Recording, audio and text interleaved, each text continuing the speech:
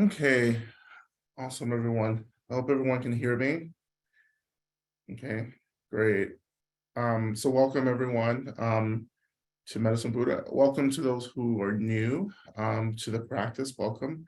If you would like, if you would like to say hello in the chat, just to see who's here. But anyone, feel free to say hello.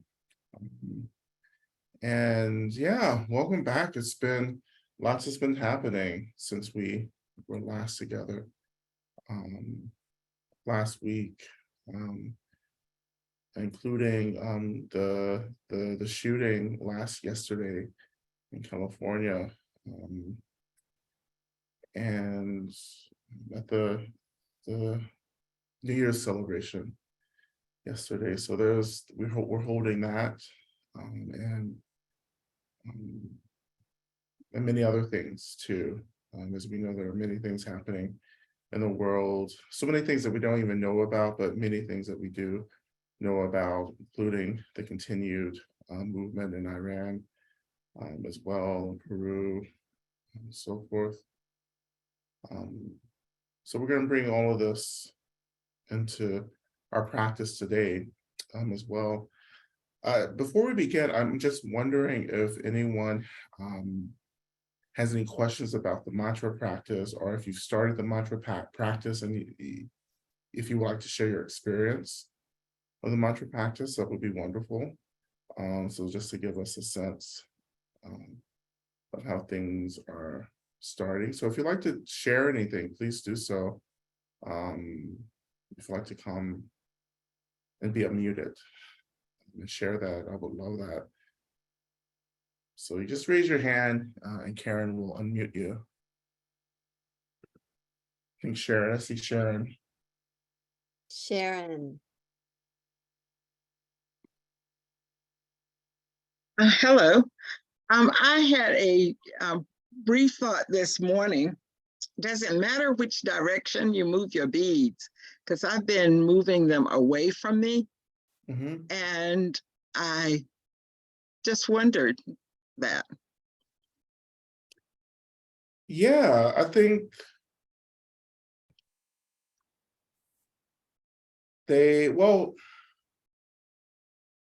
moving away from you. Oh, so you're doing.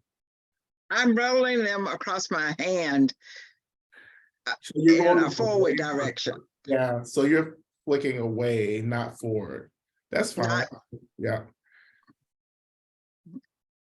I'm gonna try both ways and see if how it feels. You know, tactily, I've just gotten in the habit, because I have been doing the practice, daily, one mala, and the connection with Medicine Buddha varies from day to day. Some days it's a very deep and intense experience, and sometimes my mind is like a monkey on crack, and also I have to keep coming back to the focus on Medicine Buddha. And so it has been a nice practice and a discipline, but very, very similar to other meditation practices that I have engaged in.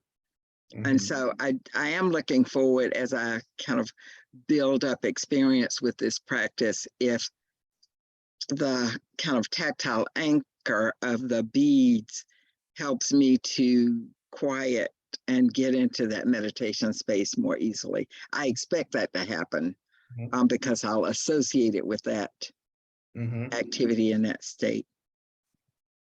Right. So that's been my experience. Yeah.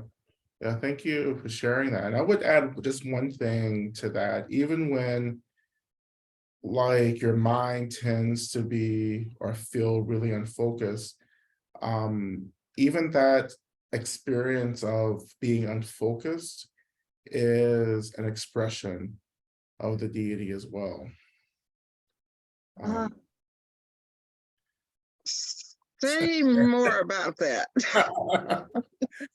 Well, here's the spiritual hack here, because it took me years for me to understand this circular kind of logic, but really the mind of the deity is our mind, right? And so everything emerges from the emptiness and space and energy of our minds.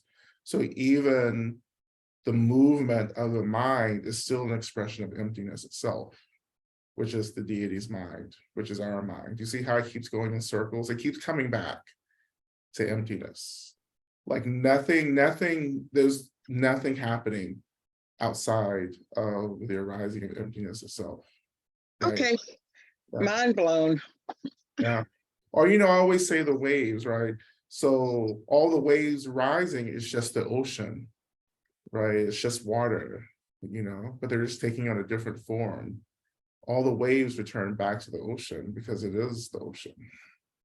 So the business of the mind is just the expression of the mind itself. It's our relationship to that busyness that creates this kind of specialness.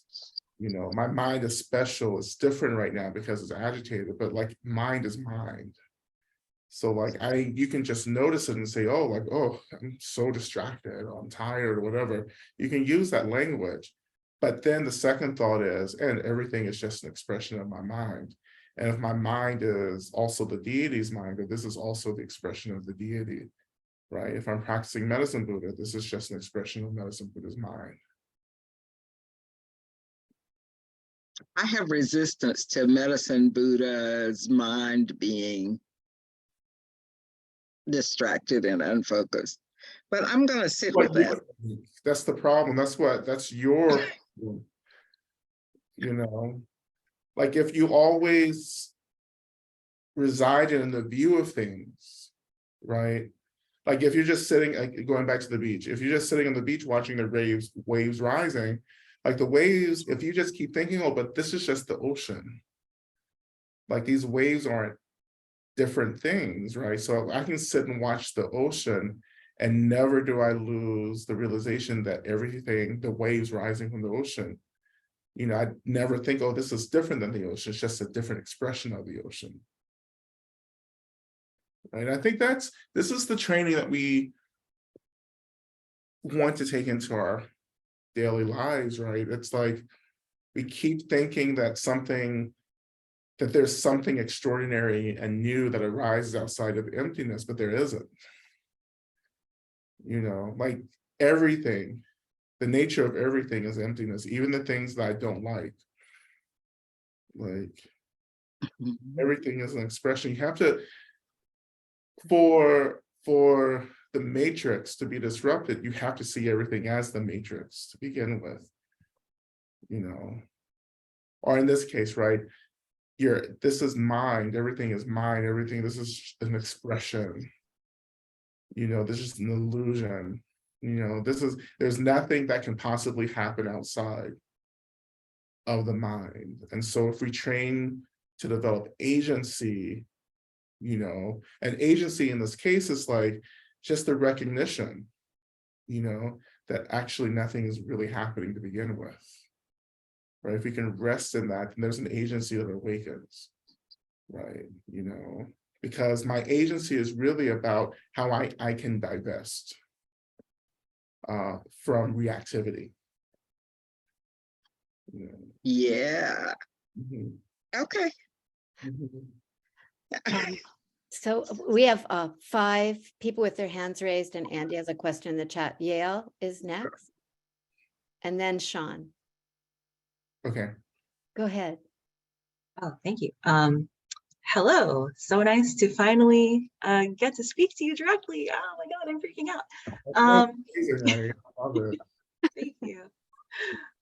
So I was not able to make it to the live Chenrezig section. So I caught up on that yesterday. Congratulations on finishing the book. That's huge. That's amazing. And what I noticed coming away from that practice, I was feeling very energized and very like fired up and very very activated, right? But in comparison, most days when I leave Medicine Buddha, and I have been here since like last year, most days I feel much more settled and calm and like, I don't know, stabilized. So I was wondering if you could talk a little bit about the, wow, very different, you know, Yeah, experiences. Yeah. because we're doing two different things, and Therese, we're working with fire. Okay. Fire element on purpose. So this isn't traditional, but this is, I have to remind the new people, this isn't like the Buddha didn't teach what I'm doing. But as we say, right, it doesn't really matter, right? Because there are so many traditions, lineages, and practices and deities who are working in collaboration with the wisdom deities, like Medicine Buddha and so forth. So Medicine Buddha can express in so many ways and forms, and we have to open up to the complexity of that. But so with Shinrezi, right, I chose fire in order to begin to activate the heart chakra, right? So it's just like a boost, and so that's going to be a kind of activation, and energy coming from there, right?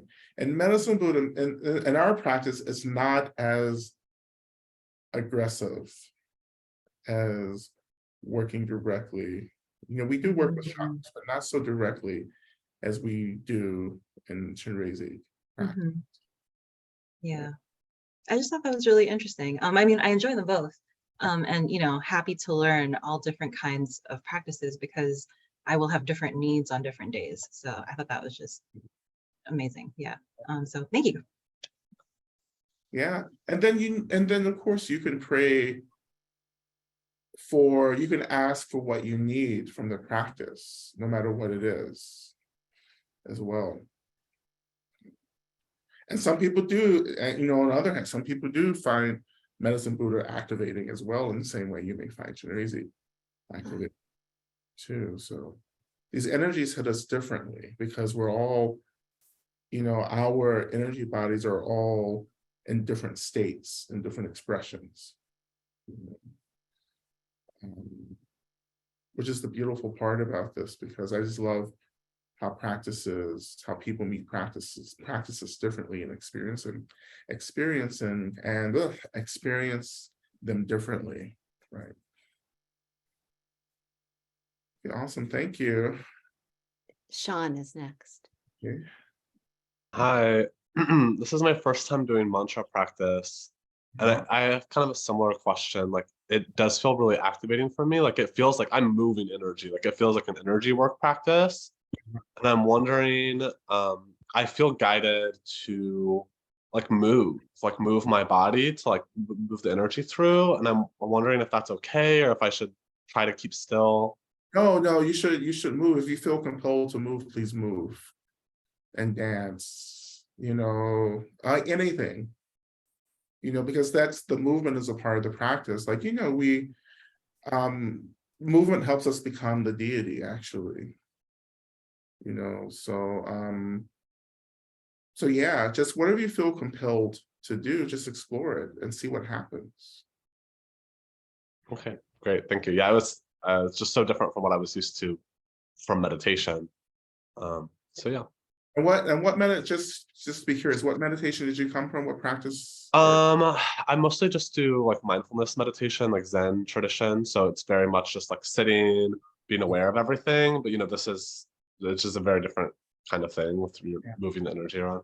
Absolutely, yeah. So that makes a lot of sense. And I think that resonates with a lot of people too. If you just come from a sitting practice, an awareness or a mindfulness practice, when you move into tantric traditions, we're doing energy work, right? Because part of the belief in tantric systems is that the energy body, right, the subtle energy body has to be awakened, right, in order to achieve realization. So we have to get into the energy body and start pushing through things and unlocking things, and popping things open. It's just that's what you're really doing with these practices. So you're going to feel physical pain.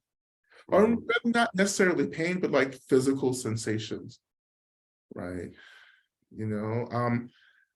when I started sitting with with Swami Jayadevi, who some of you met in October at our retreat, I would go to sessions with her. I'd never done all the Shakti practice, but she just kind of like opens you up, and like it was so hard to move afterwards. And she would always say, "This is why we do yoga." Like this is why we're moving, because we're moving through this energy that's awakening, right? But at the beginning, I've been doing yoga probably longer than I've been doing meditating. Actually, I've been doing yoga longer than I've been doing Buddhism. Yeah, it's just like I was like, why am I in physical pain after like doing a few breath practices and some mantras, visualizations, right? Because I hadn't gone through that in my training, right?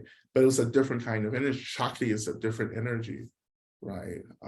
For those of you who said, I know Karen has said some of the great ones, and it just took me a while to understand that, like, yeah, the physical body is impacted as well as the energy body begins to awaken. And when I say awaken, energy starts moving and circulating. Energy should always be moving in the energy body, not stuck. And so when we have stuck energy, that physically translates into trauma. And so when you start working through stuck energy, it's going to be really painful. Be it visualization, mantras, movement, because you're cracking open this hardened shell. It's like a scab. It's like ripping open a scab to get blood moving. So yeah, so this is some of the things that are happening. They're not dangerous, right? They're just different. Like we're activating like early traditions of like Buddhism or meditation. The earlier schools of Buddhism aren't so concerned with the body as we are in the later schools, like Tantra and Vajrayana and so forth, right? Of course, that focus on the body is an intersection coming from other popular movements in Southeast Asia during the time of the development of Buddhism. So you have the Vedic traditions coming up, which are, Vedic practices and beliefs and philosophies were kind of scattered. They weren't like this whole thing that we consider a Vedic, knowledge, but regardless, you had these systems of practice going maybe, let's see, maybe 2,500, 3,000, maybe 3,500 years before the Buddha came along, right? So the Buddha, this is the thing about religious education that I think is really important, because I think a lot of Buddhists come into Buddhism and just say, oh, the Buddha invented all of this stuff. And even Tantra, Vajrayana, Tibetan Buddhism is an indigenous practice that's mirrored and reflected in every indigenous community on this planet, right? So people are like, oh my God, Tibetans invented transmissions and working in different realms and this and that. I'm like, no, this has been going on for a while, right? So this kind of idea that one culture invented something really doesn't make sense, because once you get into the real study and experience of the unknown, like the unknown has always been, not the unknown, but the unseen is constantly speaking to everyone. Some people are listening, some people aren't, so anyway, I'll leave it there for now. Emily. Emily. Hey, so I don't know that I have a clear question. I just wanted to share what it's been like for me a little bit, and I'd love to hear your thoughts. This has been really cool for me because the first type of meditation I learned when I was like 15 was mantra meditation using a mala. And then over the years, I kind of moved away from it more into, also like that teacher, I don't have a great like his like relationship with. It kind of ended on a bad note. But I took the practice with me because I was very clear about like he did not invent this and like the practice is its own thing. But it's really cool to kind of like move through like Vipassana meditation, other types of meditations, and then just kind of like come back to this and see how different it feels in my body now.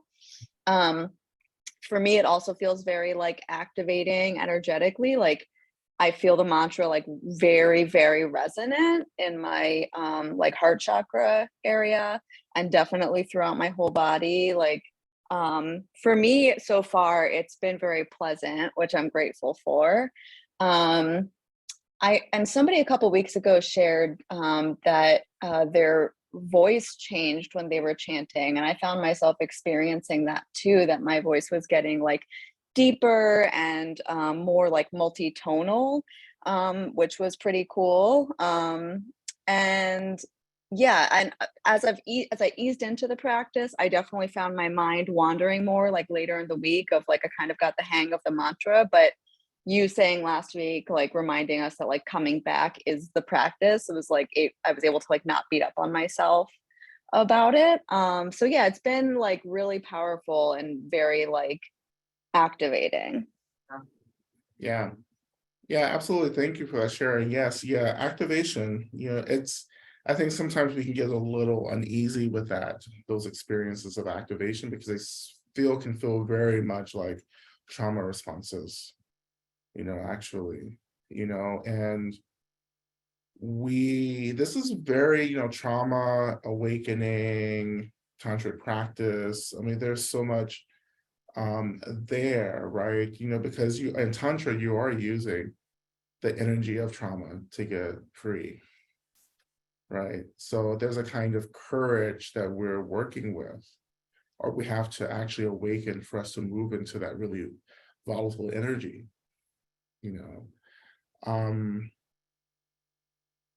yeah, and we want to get to a place where you like in the stillness of everything, you just hear the mantra, right? But when I say hearing the mantra and the stillness of everything, it's not like we're sitting and listening to, teata, and they can say when it's still. Like what's really happening is that like the mantra is just an expression of emptiness, right? And so what mantra is tuning us into is the emptiness, the essence, really the essence of everything. And when I talk about hearing the mantra, what we're doing is just like relaxing into emptiness itself. And that you begin to feel that expression of emptiness in all phenomena, right? And that's when you really start moving from reactivity to responsiveness.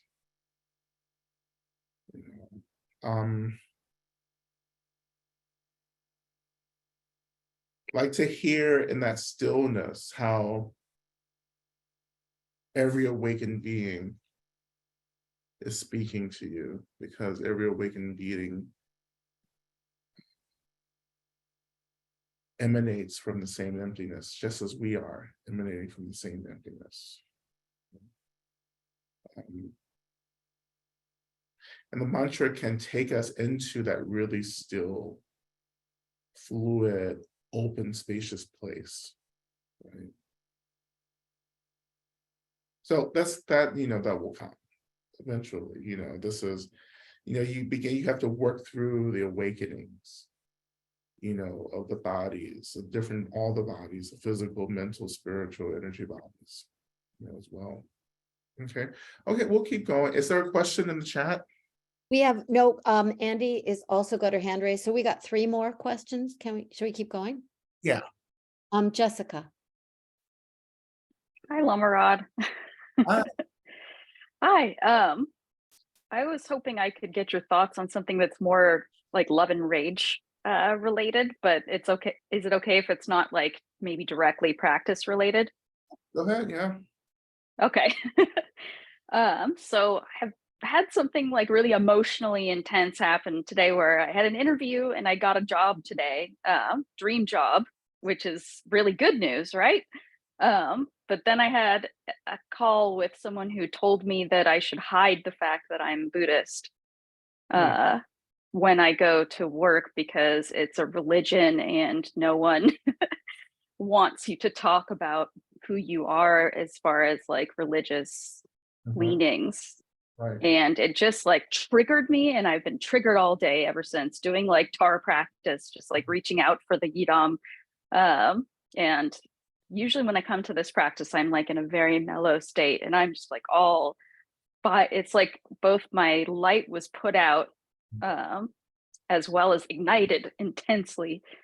And yeah, I don't know if you have any thoughts on how to handle when somebody's kind of Yeah. telling you to not show up as who you are, and that that is not something that's going to be welcome Well, you in know, a space. the only thing that you did was you started identifying with someone else's projections. I know, yeah. You took it Ugh. back because it was actually like you already had that fear to begin with. And then someone brought it back to you, and you said, oh, okay, this is real, you know. So you have to go back, and again, whatever arises is just the expression of the deity. Mm. Even this activation, this fear, this worry is just the mind of the deity, which is the awakened mind, you know. So maybe it's our labor to go back and recognize that, so that those energies can be liberated from our perceptions of it, from the ways that we're relating to it. You know, it's just an experience, right? You know, and just like even just a logical, what a legal professional thing, it's just like, you know, it's not about like you're not going to go to the shop proselytizing. I know. I'm just like, Uh, what do you think I'm gonna do? Like, just try and turn everyone Buddhist? yeah, Show up the first day? that's religious trauma. Like that's the deep, Yeah. very having to survive spaces where we've been, forced, or like our boundaries have been pushed around what we believe, you know. Yeah. But yeah, like just like be yourself, like trust yourself, you know. If someone asks, tell them, but like, like you don't have to like wear your I'm a Buddhist t-shirt on the first day. Um, Yeah. well, if you're really I was going to, but I guess I'll decide to like put that back in the drawer. no, Or don't get be looking, yeah. Don't wear your Memphis t-shirts like I do. my mala, just carrying it around, like counting my mantras the But whole people time. do. People really do. They want you to know who they are and what they Yeah. you know. I And if wish. you're really practicing as deeply as you should be practicing, you wouldn't even be thinking about, this kind of performance of religion. Because it's Yeah. not really about a performance. I don't really care. I make it a point not to show up being identified as a Buddhist in any way, Mm, because it's really not that important for me. I no have big deal. I have more Christian shirts really than I do Buddhist shirts, really. But I do that because I like, because it confuses people. Um,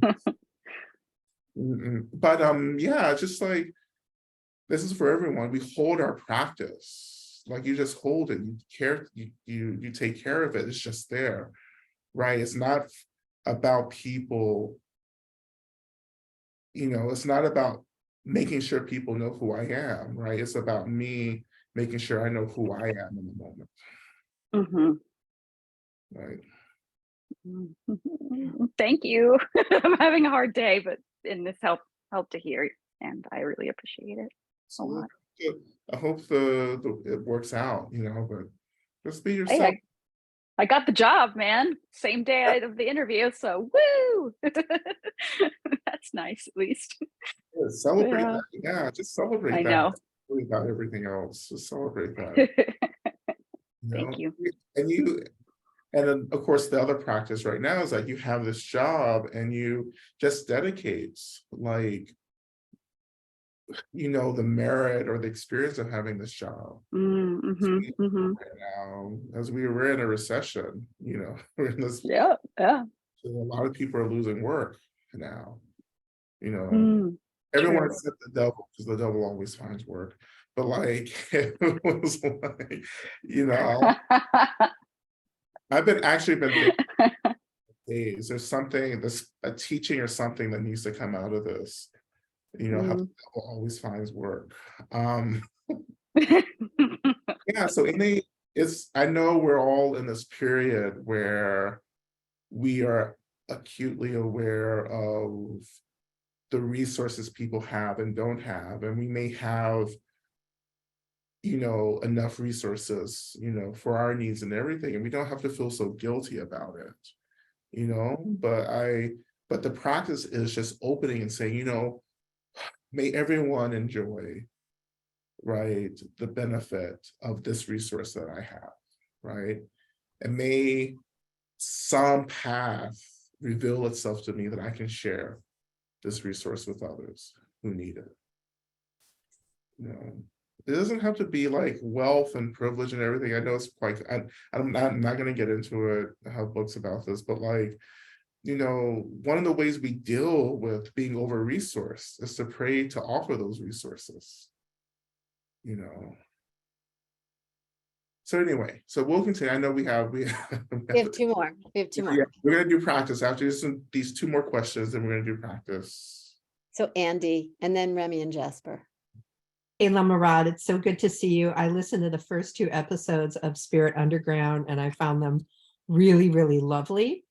And I kept listening, even though I wanted to reflexively turn it off for a moment. And I want to tell you why and get your take. So I have a big backlog of trauma and generational trauma, like who doesn't? And one of the ways, one of the things I have to deal with is just intense fear and anxiety attacks. And, it's from past experience. And I understand this from like my trauma work and complex PTSD, but I also have been very much wanting to open myself to the unseen. That's why I went to the Atlanta retreat, and I felt like I was making a lot of progress there. But then I got scared. And so I want you to talk me down. Basically, like I just started feeling safe, like there weren't evil spirits coming to get me. I was raised very Roman Catholic, and I felt like I made some real progress there. And then I listened to you talk about how, that there are harmful spirits trying to mess with us. And I just need to know, how often do I need to like walk around and bless my house and light my exorcism candle and sprinkle my salt at the door? Well, the exorcism candle, that's a lot there. I also have the salt. You have the salt. Yes, I got the Catholic hookups. Well, part of the, I always say the devil finds work, right? But, part of that work is tricking us into taking fear and anxiety seriously. And when we get wrapped up in the fear and anxiety, that becomes really a doorway. Like it weakens our defenses, we can say, and that becomes a portal for the energies to come through, right? This is why we always talk about joy. Yeah. It's really powerful, because that's an experience that actually intensifies protection, right? It's the really strong, depleting emotions and energies that weaken like our field of protection, right? It makes it hard for the beings protecting us, to offer that protection for us. So to talk, it's,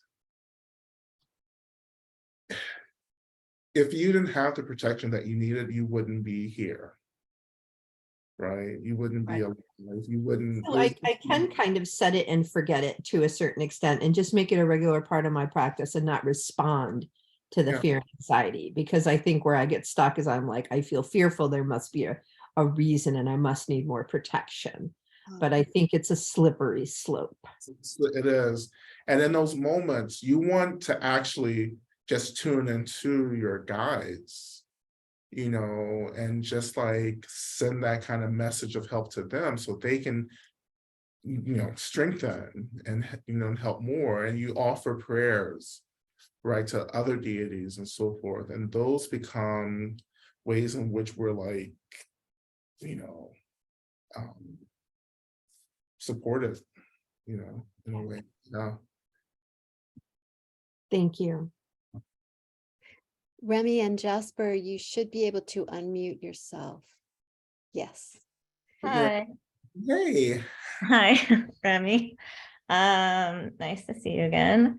I just wanted to kind of like report back on, I've been doing this mantra practice before it was assigned, like for a long time, just kind of, it just like, I feel like the first time I heard the mantra, it was just like in my head, like back in 2020. So it's been something I've been like doing, but not formally. And then I talked about a couple of weeks ago, like having the like different voices coming through. But since I got like started doing like the mala practice, I really struggle with like the visualization aspect of it. Like I feel like the mantra really resonates physically in me. And like it's like a sensory experience, but like that. So like kind of inhabiting the medicine Buddha, that aspect of it feels like maybe I can resonate with that, but like the actual like visualization just in general is really challenging for me. And I almost feel like the more I do the practice and like the more formally I do it, like where I'm counting or whatever, it's not like I have like a wall basically, like when I'm trying to visualize. Right. So just wondering if you had any. Yeah, don't visualize then. Yeah. Like, and I think that maybe other people are experiencing that too.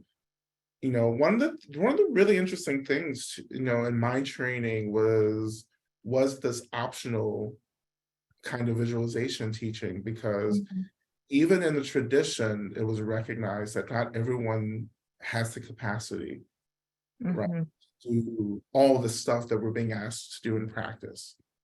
Right. So you let go. Visualization is often the hardest, and you let go. It's like, no, you don't have to. But what my teacher would say was that at least have a belief or a conviction that whatever we're supposed to be visualizing is happening. That makes sense to me.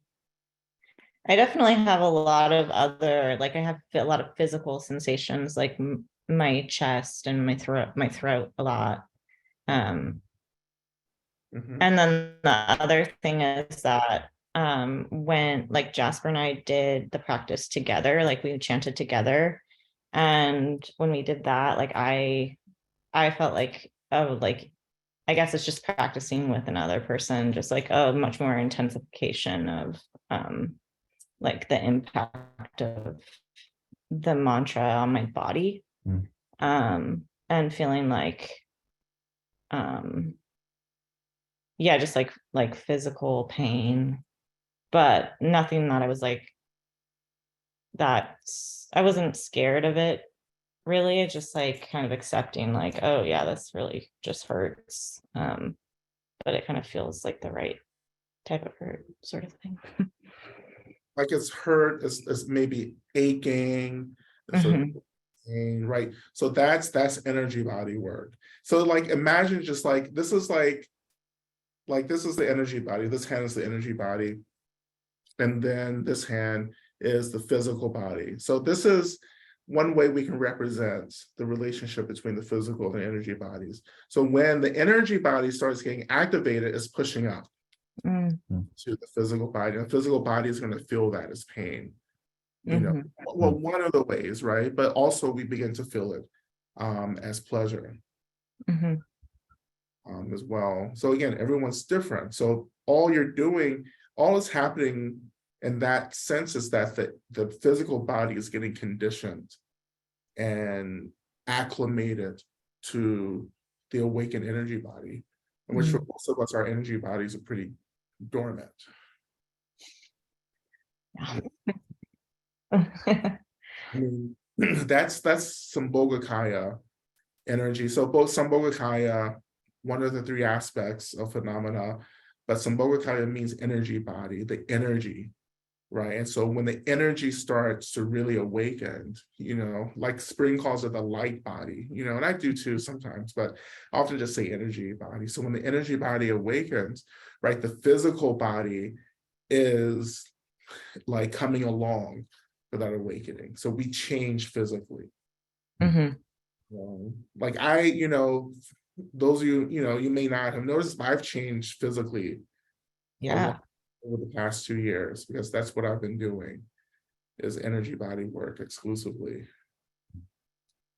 I mean, I definitely see that having come like over the past 2.5 years or so. So yeah, thank you. Absolutely. Yeah, just keep going. Yeah, just keep going. Whenever, this is really beautiful, because whenever we feel like we're out of control or something's happening that we don't understand, this is when you begin to take refuge in the deity. You just, as we used to say in mother practice, and we're gonna do mother practice this month too, you'll get that. But when I do divine mother practice, one of my teachings is that I lay everything at the feet of the mother, everything to the mother. And the same way, we lay everything, we give everything over to Medicine Buddha to be held. Because it's emptiness being offered back to emptiness. Right? That's the spiritual hack here. Like emptiness back to emptiness. And that helps me to recognize the nature of emptiness. Like this pain is the same nature as the deity. Isn't that incredibly amazing? Right? It's the same thing. There's nothing that exists outside of emptiness. An awakened mind is also an expression of emptiness as well. Yeah, it's intense. So let's move into practice now. These are really good questions. So this is really how you work through practices, just by asking lots of questions. When I started a new practice, particularly in retreat, I would just have all these notes and questions, because it was really helpful for me.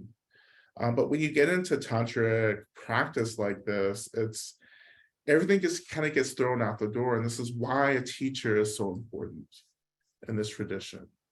Like, you really need someone who's been there and done it, so they can like offer feedback and say, you know what, you're not losing it. This is what happens, right? It's very much, I'm gonna start talking more about Everything Everywhere at Once happening. I can never remember the title, but I can't remember really any titles. I just think that, like, with with Michelle Yeoh's character, Evelyn, I think is her name in the movie, it's just like when your consciousness starts expanding, right, it's going to seem like you're losing it, right? Because you've been so linear your whole life. Like, we're trapped in linearism, right? But like, actually the mind is happening. Everything's happening at once, like our minds are everywhere at once, having countless experiences across different dimensions and planes and all kinds of stuff, right? And what you're training to do is just to hold it. Just like, okay, yeah, I'm in multiple places at once, doing multiple things at once, right? And it's okay. You have to make this stuff normal and almost borderline boring. it's like, it's easy. I know some of you get some realization. I know I've talked to so many people, you get a little piece of realization, and all of a sudden, you're hanging up that shingle as a guru. I mean, that's what happens, right? Like, you're like, oh, I'm a guru, right? And it's wonderful, but like you can't get distracted by this. This is the point. No matter how awakened you are, the point is that you're just getting aware. Like, the point isn't to go and start selling fortunes, and taking that to Broadway, right? But the point is that, like, no, I'm just becoming aware.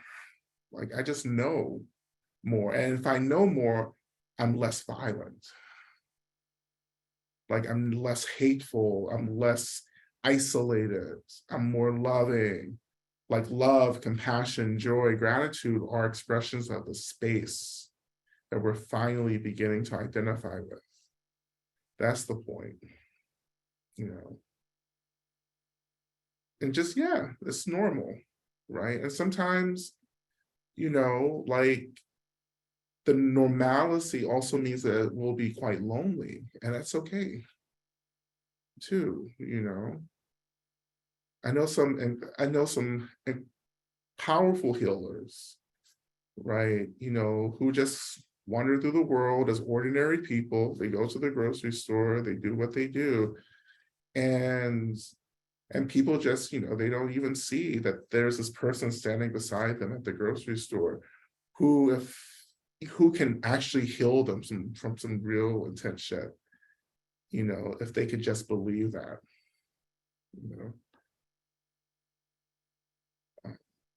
But yeah, anyhow, this is all really wonderful. But I see Eric has posted the link for. So we're gonna do Divine Mother practice this month. We're gonna get that back on the schedule because I miss it. Of course, Rachel is still doing, I think, the Tara practice. So I'm going to do Divine Mother practice, and Rachel will focus on Tara practice, traditional Tara practice. Because I'm just going to go. I just want to go into the Mother, by any means necessary, right? Which Tara practice is, I don't know which Tara practice. My Tara, well, Rachel does traditional, like, Tara practice, Kagyu Tara practice, green Tara. Yeah, green Tara practice. But she does all the 21 Taras as well. Yeah. Tara, yes, Tara is Tara. Like, yeah. I know there's an intense pressure to turn this into Divine Mother practice at this moment, because whenever I turn my mind to the mother just opens and it's like, let's do something. Don't you want to come and be here with me? Like, no, we're doing Medicine Buddha right now. So, and therefore we shall remain with Medicine Buddha. But we were doing Durga at the end of practice. So we may do Durga at the very end of practice tonight.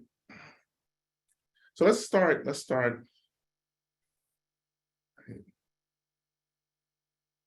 And so again, we're working with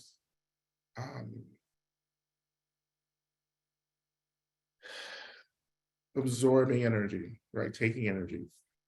I want to continue working with just some gentle heart chakra work,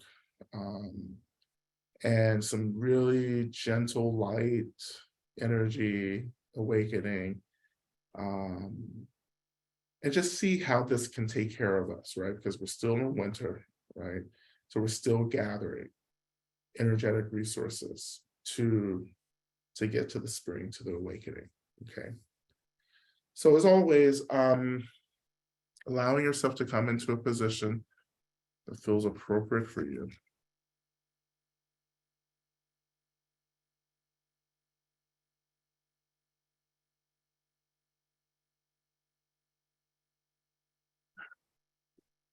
I'm going to light our practice candle. If you have a practice candle, you can go ahead and light it in your space. It's hard to see the flame with the ring light, but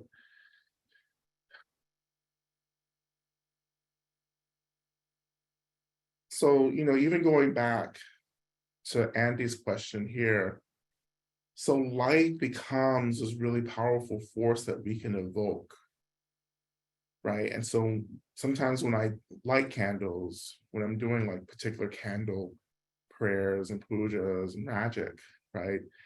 I feel the energy of light as a force field beginning to expand and protect me, my home. We can imagine that the protective energy of this light begins to hold people that we're praying for, people that we're concerned for.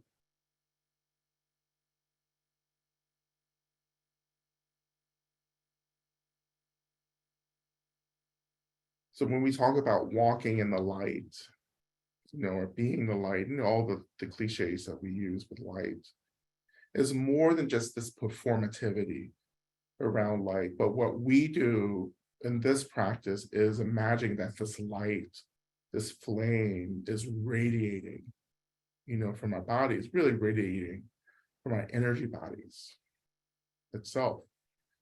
So this flame, right, is just awakening the energy body.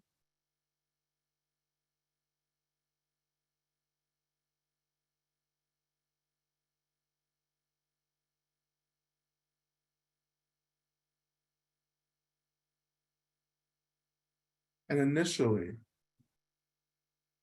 like, what does it feel like to experience the awakening of the energy body?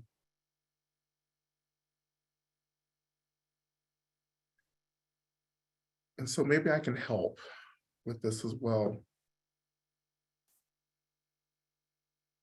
So maybe we began by bringing an awareness to our skin. Let's start with our skin, just the skin that's covering, our muscles and bones and tissues. The sensation of skin.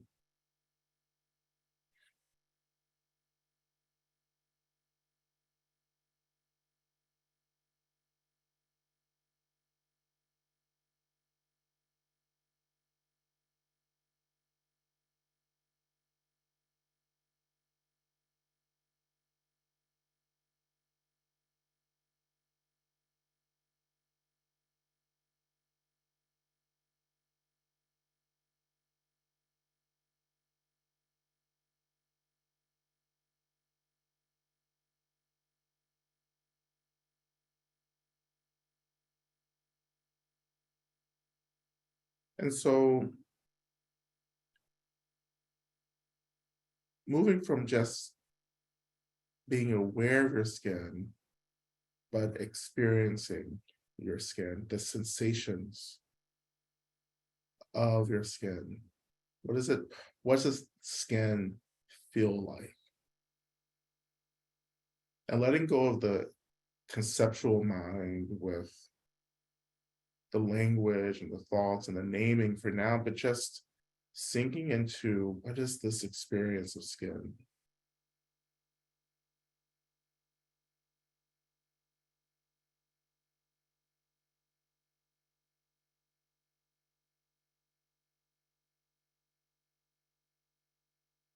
And we're doing this because to get to the energy body, we start with identifying the physical body. The physical body, again, is just energy, right? It's a different frequency of energy than the energy body, but the physical body is still a frequency of energy that we're still learning to attune to.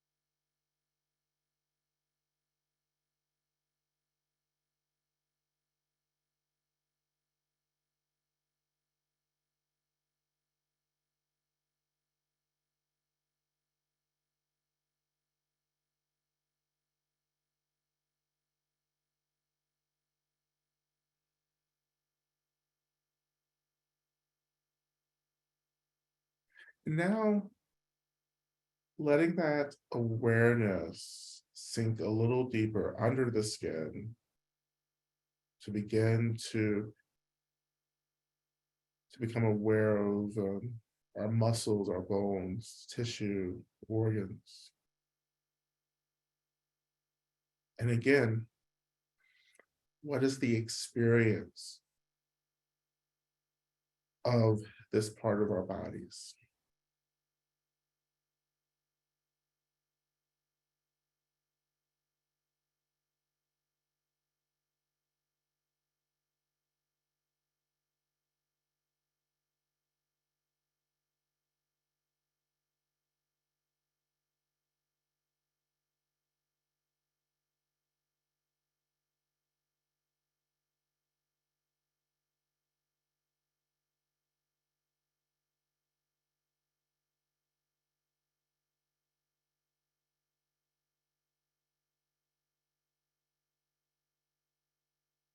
Okay. So this is where we're gonna kind of transition into the energy body. And the energy body, again, this is different for all of us, but I'm just going to throw out some very general ways in which we start tuning into the energy body. So one way for us to slightly change the station to the energy body in our awareness is by first maybe becoming aware of the heat, the warmth of our bodies. So starting there, just experiencing the warmth of our bodies.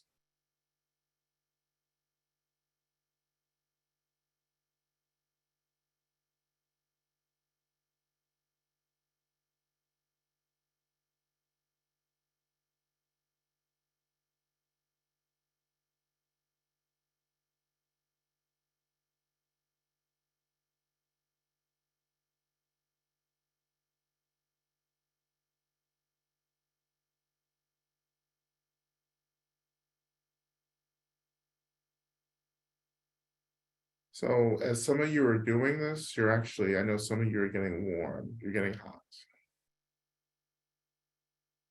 And that's okay, this is part of the practice.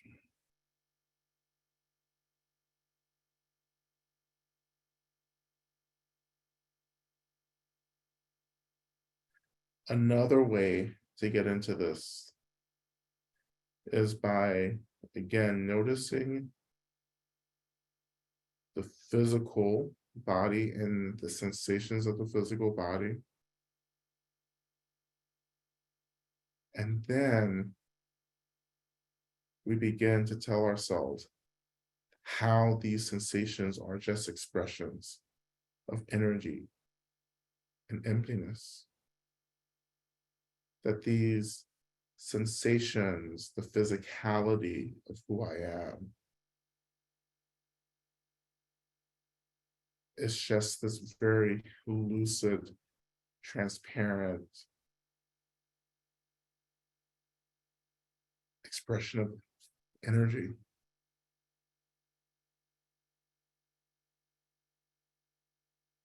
And so sometimes when we do that, when we have that contemplation, the physical body sometimes opens and becomes really fluid and dreamlike.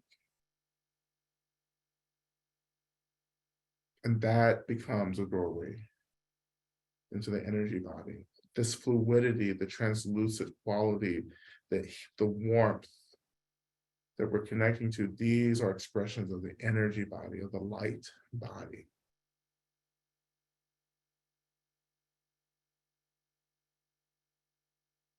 Right, and returning our attention back to light, we begin to imagine that our energy bodies now begin to gently glow and radiate this warm, white light.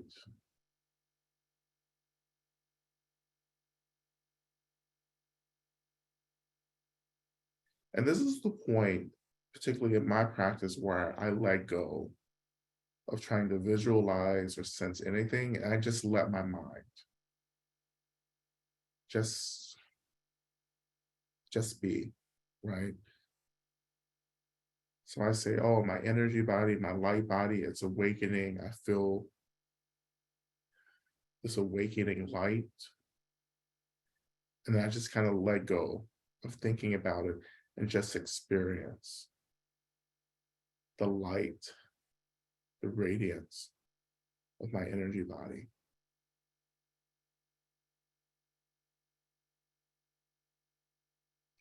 And from here, we're going to move into the main mantra, Teata, for a couple of minutes. Then we're going to offer the prayers today, today.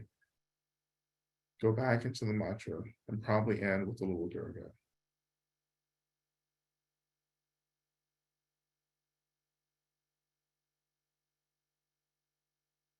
And I want this to be real easy. Like easy, like Sunday morning, kind of easy. If your Sunday mornings are easy, or just pick another morning that seems easy. This this is the easiness, the ease here is really important. We can't get into the energy body through aggression, really. The energy body, we call the energy body the subtle energy body because it is so extremely subtle. And this is why we have attunements like that. We're tuning to the frequency of the energy body. And we allow the mantra to take us deeper into that attunement to the energy body. Okay?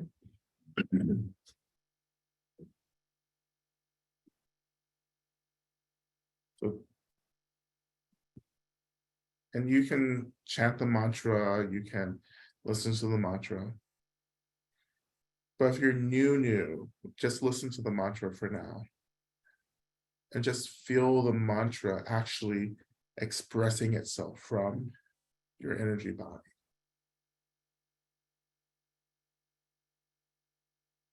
Right? So we'll begin. O te adon beyenze, beyenze, ma beyenze, razo sumo gate sua. Te adon beyenze, beyenze, ma beyenze, razo sumo gate sua. Te adon beyenze, beyenze, ma beyenze, raza sumo gate soa. Te adon beyenze, beyenze, ma beyenze, raza sumo gate soa. Te adon beyenze, beyenze, ma beyenze, raza sumo gate soa. Te adon beyenze, beyenze, ma beyenze, raza sumo gate soa. Te adon beyenze, beyenze, ma beyenze, raza sumo gate soa. Te adon beyenze, beyenze, ma beyenze, raza sumo gate soa. Te adon beyenze, beyenze, ma beyenze, raza sumo gate soa. Te adon beyenze, beyenze, ma beyenze, raza sumo gate soa. Te adon beyenze, beyenze, ma beyenze, raza sumo gate soa. Te adon beyenze, beyenze, ma beyenze, raza sumo gate soa. Te adon beyenze, beyenze, ma beyenze, raza sumo gate soa. Te adon beyenze, beyenze, ma beyenze, raza sumo gate soa. Deyada Om Begenze, Begenze, Maha Begenze, Raza Sumagade Zoa. Deyada Om Begenze, Begenze, Maha Begenze, Raza Sumagade Zoa. Deyada Om Begenze, Begenze, Maha Begenze, Raza Sumagade Zoa. Deyada Om Begenze, Begenze, Maha Begenze, Raza Sumagade Zoa. Deyada Om Begenze, Begenze, Maha Begenze, Raza Sumagade Zoa. Deyada Om Begenze, Begenze, Maha Begenze, Raza Sumagade Zoa. Deyada Om Begenze, Begenze, Maha Begenze, Raza Sumagade Zoa. Deyada Om Begenze, Begenze, Maha Begenze, Raza Sumagade Zoa. Deyada Om Begenze, Begenze, Maha Begenze, Raza Sumagade Zoa.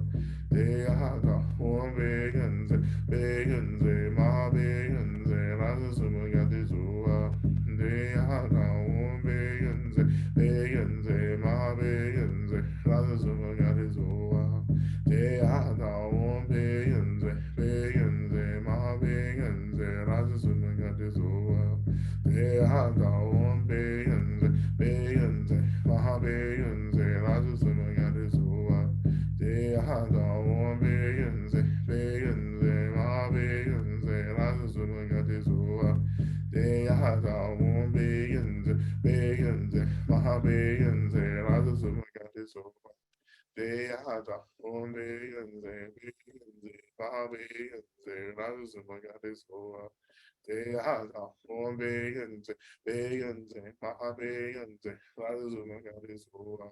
Deyada Om Begenze, Begenze, Maha Begenze, Raza Deyada Om Begenze, Begenze, Maha Begenze, Raza Sumagade Zoa. Deyada Om Begenze, Begenze, Maha Begenze, Raza Sumagade Zoa. Deyada Om Begenze, Begenze, Maha Begenze, Raza Sumagade Zoa. Deyada Om Begenze, Begenze, Maha Begenze, Raza Sumagade Zoa. Deyada Om Begenze, Begenze, Maha Begenze, Raza Sumagade Zoa.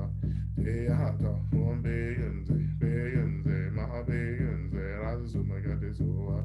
Deyada Om Begenze, Begenze, Maha Begenze, Raza Sumagade Zoa. Deyada Begenze, Maha Begenze, Raza Sumagade Zoa. Deyada Om Begenze, Begenze, Maha Begenze, Raza Sumagade Zoa. Deyada Om Begenze, Begenze, Maha Begenze, Raza Sumagade Zoa. Deyada Om Begenze, Begenze, Maha Begenze, Raza Sumagade Zoa. Deyada Om Begenze, Begenze, Maha Begenze, Raza Sumagade Zoa. Deyada Om Begenze, Begenze, Maha Begenze, Raza Sumagade Zoa. Deyada Om Begenze, Begenze, Maha Begenze, Raza Sumagade Zoa. Deyada Om Begenze, Begenze, Maha Begenze, Raza Sumagade Zoa. Deyada Om Begenze, Begenze, Maha Begenze, Raza Sumagade Zoa. Deyada Om Begenze, Begenze, Maha Begenze, Raza Sumagade Zoa. Deyada Om Begenze, Begenze, Maha Begenze, Raza Sumagade Zoa. And turning our attention to our prayer requests.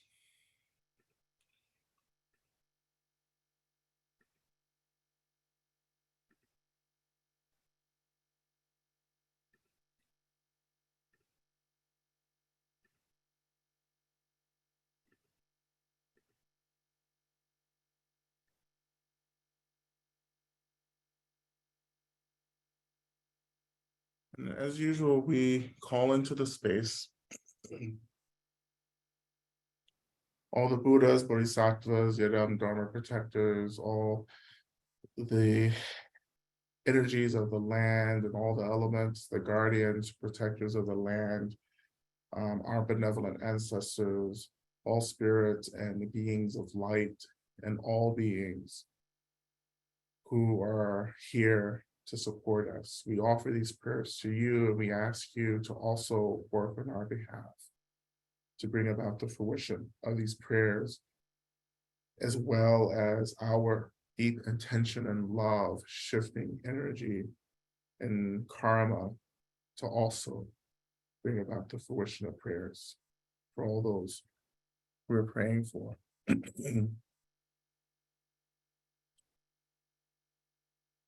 We're offering prayers for Crystal as she moves through the process of grief.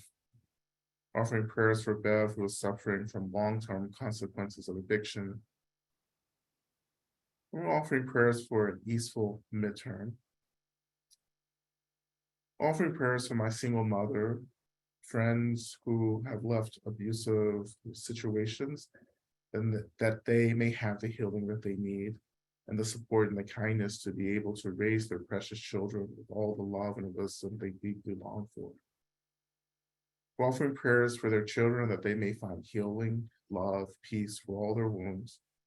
Offering prayers for all women and children and all people seeking to live a life free of violence and domestic abuse. We're offering prayers of gratitude to Lama Rod, Lama Justin, and this beautiful Sangha, and to all of our benefactors. We're offering prayers of gratitude for always having when I need to take the next step, and when I truly don't, I am given rest and consolation. Offering prayers of gratitude for my family and my communities. Offering prayers for my daughter to have connection, care, and loving relationships to support her in her life. Offering prayers of gratitude for my sisters and I being kind and loving with one another as we deal with our mother. Offering prayers of gratitude for my spiritual benefactors, and that the one I am fighting with, that we reconcile soon. Offering prayers for A and I as we go through couples counseling to gain new levels of intimacy and care. Offering prayers for all the creatures of this earth. Offering prayers that may we all get free as quickly as possible. Offering prayers for me that I get the help and support I need. Prayers to invite loving and supportive people into my life. We're offering prayers for Monterey Park that the survivors and their families receive the support and resources they need. Offering prayers for everyone living with disability, chronic illness, prayers for everyone who is involved in a caregiving role. Prayers that Katsu, my friend's pet, recovers from cancer. Prayers for the women leaders in my group.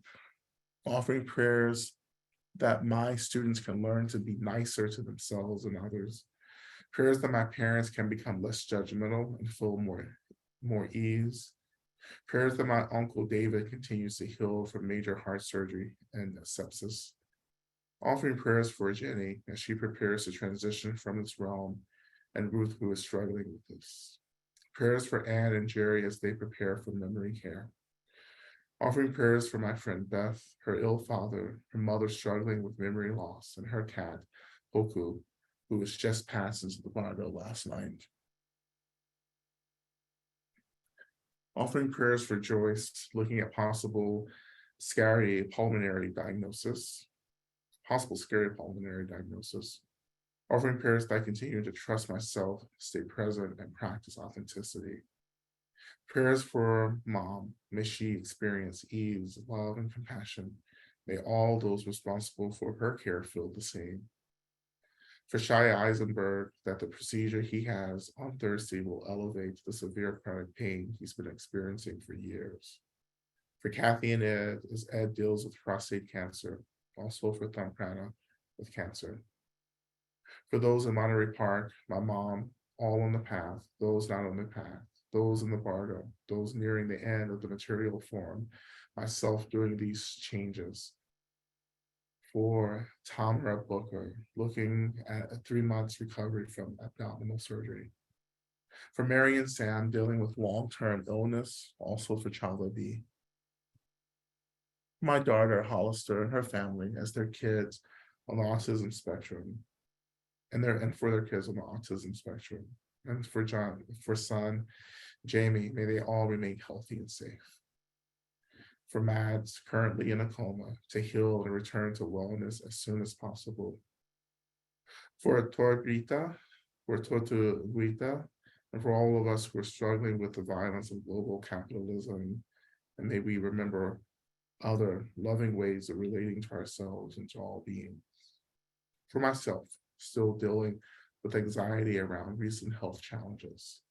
For everyone in Ukraine and Russia and the immense suffering there, for the victims of all these horrible mass shootings, and for the trauma inflicted on our entire country because our insane lack of judgment when it comes to guns. For physical healing in my body and for the earth. Prayers for the beloved Nadia and healing for physical pain. And may her complications be well attended and her recovery be easeful. Prayers for the Asian American community in San Gabriel Valley and Los Angeles, who are affected by the Monterey mass shooting. For all of us pushing through the crush of the clock under capitalism in order to survive and create. Prayers for Bumia and for a free, peaceful Tibet and the liberation of all beings in all realms, an end to all suffering in every realm.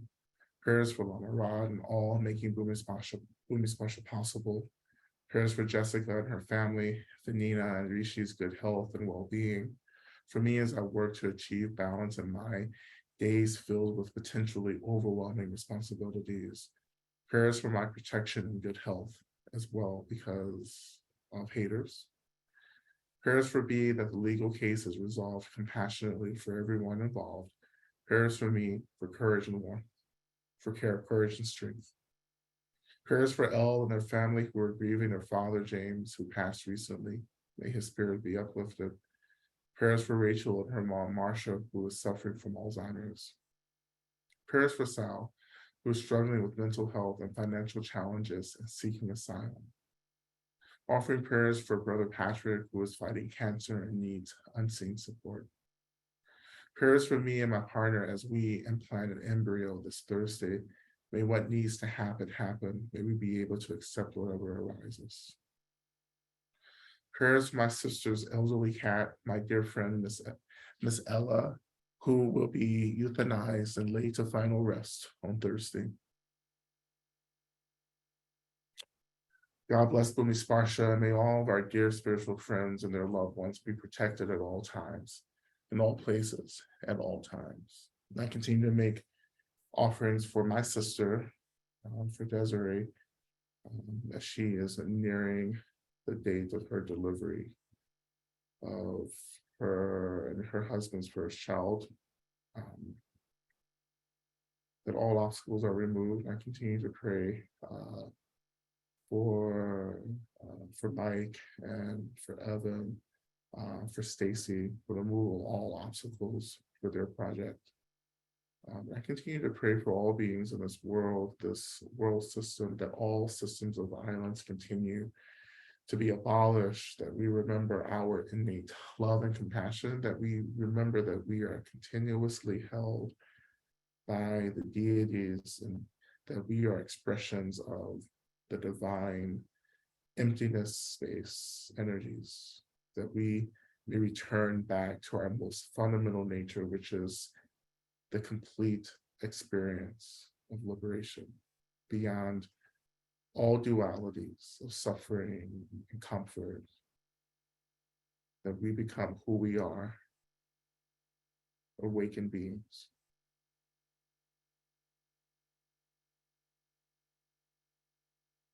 And returning back to our mantra practice now, and just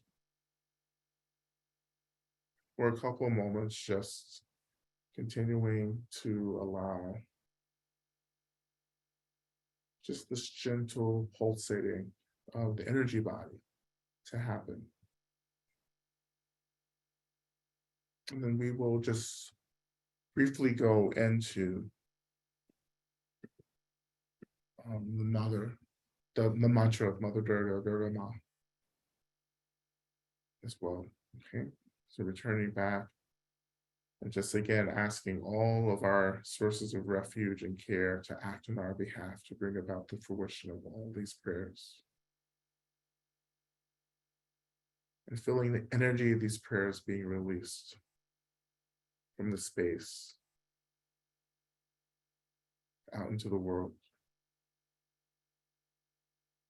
We begin again. O te ahata umbeyenze, beyenze, ma beyenze, raza suga te sua. Te ahata umbeyenze, beyenze, ma beyenze, raza suga te sua. Te ahata umbeyenze, beyenze, ma beyenze, raza suga te sua. Deyada beyenze, beyenze, maha beyenze, raja sumagati suwa. Deyada beyenze, beyenze, maha beyenze, raja sumagati suwa. Deyada beyenze, beyenze, maha beyenze, raja sumagati suwa. Deyada beyenze, beyenze, maha beyenze, Sua, Deata, beyenze, beyenze, maha beyenze, raza sumagati sua. Deata, beyenze, beyenze, maha beyenze, raza sumagati sua. Deata, beyenze, beyenze, maha beyenze, raza sumagati sua. Deata, beyenze, beyenze, maha beyenze, raza sumagati sua. Deyada beyenze, beyenze, maha beyenze, raza sumagati sua. Deyada beyenze, beyenze, maha beyenze, raza sumagati sua. Deyada beyenze, beyenze, maha beyenze, raza sumagati sua. Deyada beyenze, beyenze, maha beyenze, raza sumagati sua. Deyada beyenze, beyenze, maha beyenze, raza sumagati sua. Deyada beyenze, beyenze, maha beyenze, raza sumagati sua. Deyada beyenze, beyenze, maha beyenze, raza sumagati sua. Deyada beyenze, beyenze, maha beyenze, raza sumagati sua. Deyada beyenze, beyenze, maha beyenze, raza sumagati sua. Deyada beyenze, beyenze, maha beyenze, raza sumagati sua. Deyada beyenze, beyenze, maha beyenze, raza sumagati sua. Deyada beyenze, beyenze, maha beyenze, raza sumagati sua. Deyada beyenze, beyenze, maha beyenze, raza sumagati sua. Deyada beyenze, beyenze, maha beyenze, raza sumagati sua. Deyada beyenze, beyenze, maha beyenze, raza sumagati sua. Deyada beyenze, beyenze, maha beyenze, raza sumagati sua. Deyada beyenze, beyenze, maha beyenze, raza sumagati sua. Deyada beyenze, beyenze, maha beyenze, raza sumagati sua.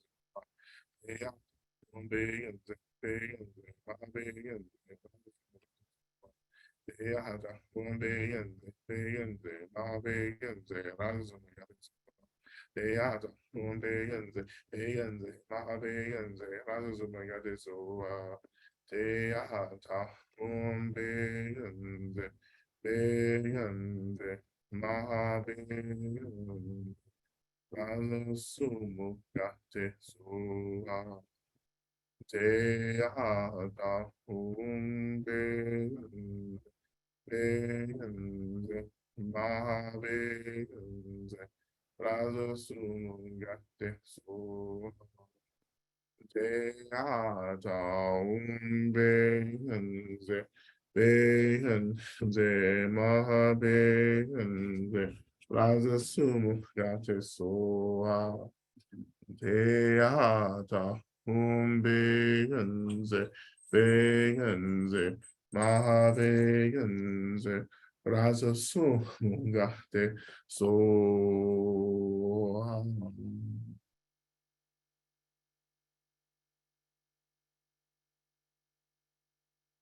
And continuing to connect to, in whatever way, this experience of the energy body.